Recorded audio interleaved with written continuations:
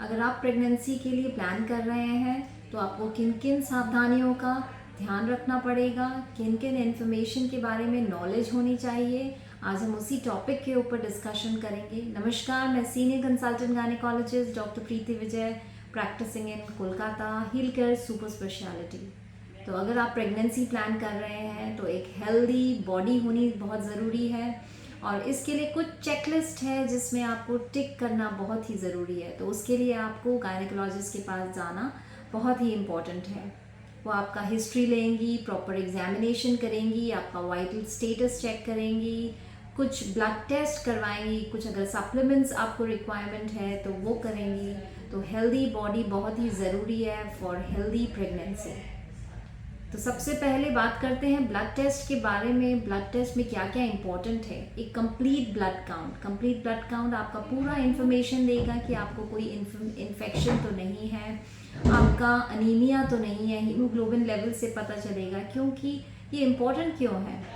क्योंकि इसी से आपका जो बेबी है उसके अंदर ब्लड सप्लाई जाएगा और ऑक्सीजन कंटेंट का रिक्वायरमेंट पूरा होगा, प्लस न्यूट्रिशन भी।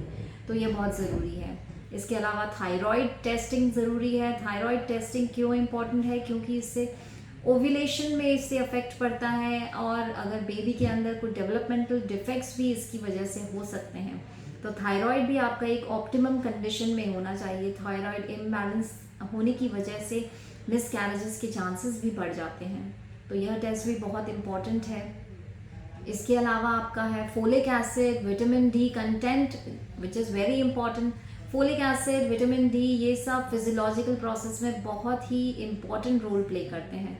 फोलिक एसिड दिया जाता है बच्चे में न्यूरल ट्यूब डिफेक्ट्स होने से बचाने के लिए। बच्चे के अंदर कोई neural tube defects, brain developmental defects, nerve related defects नहीं हो, उसके लिए फोलिक एसिड बहुत इंपॉर्टेंट है।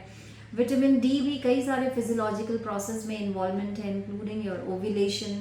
तो उसका लेवल भी ऑप्टिमम होना चाहिए। इसके अलावा blood group, ABORH, blood group का क्या इंपॉर्टेंस है, क्या रोल है ब्लड ग्रुप का?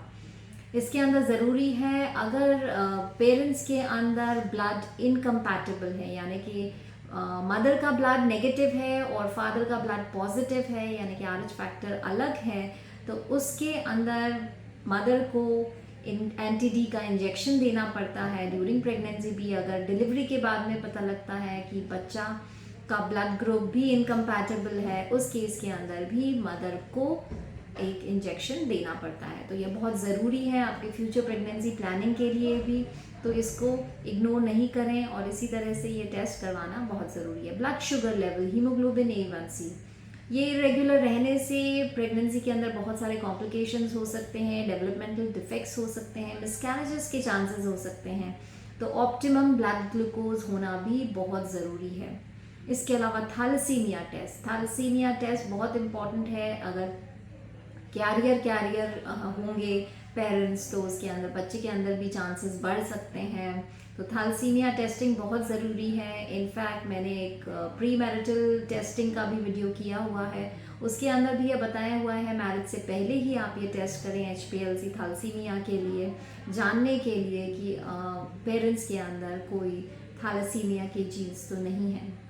इसके अलावा भी टेस्ट हैं जो बहुत इम्पोर्टेंट